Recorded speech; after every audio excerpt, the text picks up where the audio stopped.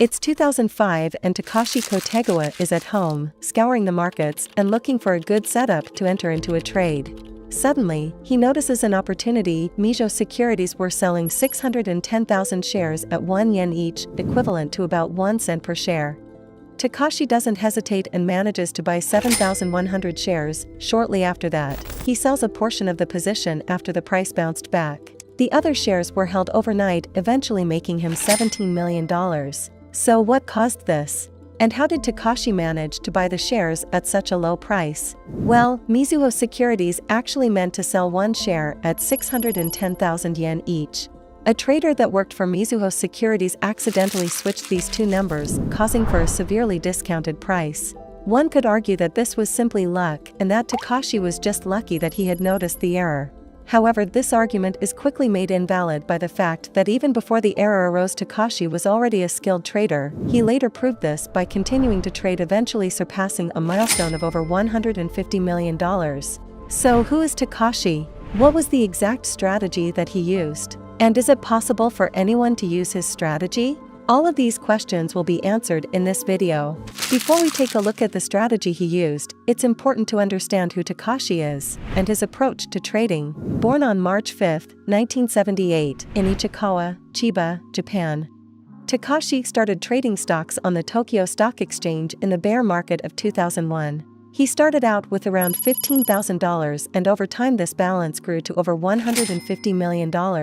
Despite being a multimillionaire, Takeshi has remained humble, never buying expensive fashion items or flashy cars. He has a few lessons that he has shared before. It's important to understand these lessons because they are the foundation for making profit from trading. The first lesson is that mindset is one of the most important aspects of trading. Chasing losses or adding to losing positions are some of the most common ways that traders lose money and eventually give up on trading. This is why whenever Takeshi trades, he is very focused and does not allow for any distractions. His stock list consists of over 600 stocks, and he has 30 to 70 positions open at a time. Constantly monitoring these positions requires a lot of concentration, since closing or opening positions at the wrong time can cause for extreme losses. Interestingly, Takeshi also uses the performance of his positions to get a feel of the current market sentiment, causing him to have a better idea of where prices might be headed. The second lesson is to not focus on the results. Takeshi has stated in an interview that if you care too much about money, that it won't be possible for you to become a successful trader. According to Takeshi, it should feel better to lose $10,000 than to profit $50,000 if the losing trade was a good trade and the winning trade was a bad trade. From this, we can conclude that sticking to a strategy and the rules is crucial to be able to profit from trading. So let's now take a look at the strategy that Takeshi uses. Let's first take a look at the basics of his strategy. Simply said, the strategy he uses consists of finding stocks that are in a long-term downtrend and buying them at the right time, when the price reverses its direction and starts going in an upwards direction. Of course, knowing the bottom or reversal point of a stock is very hard. So to understand how and when he takes trades, let's take a deeper look at his strategy. You might think that his strategy includes a lot of fundamental analysis, which would mean that he looks at the fundamentals of a company and decides if the company is undervalued based on its fundamentals. But Takeshi actually usually only uses technical analysis. He first looks at the top movers of the current or previous day and adds these stocks to his watch list, looking at the price action on the 5-minute time frame. Then he would use momentum indicators like the MACD to determine when the stock would start moving again.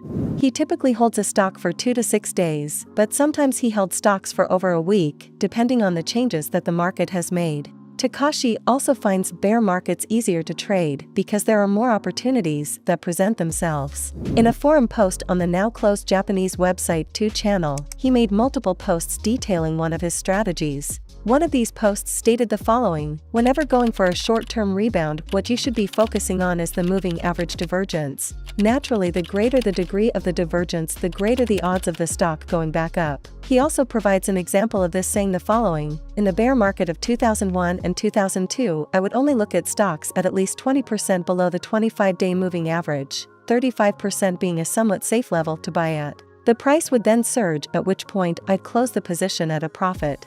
At this stage, the divergence would narrow, from say 35% to 15%, but after a while, the price would once again fall 30% below the moving average, restarting the cycle. However, after stating this, he would also go on to say that in the following year there weren't many opportunities where there was such a high divergence from the moving average, adding that it was common to see stocks make a rebound at a divergence of just 15% from the moving average.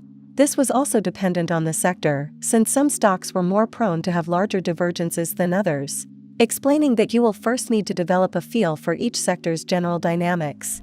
Now let's head over to TradingView and look at some examples on the charts so that you can fully understand his strategy and trading style.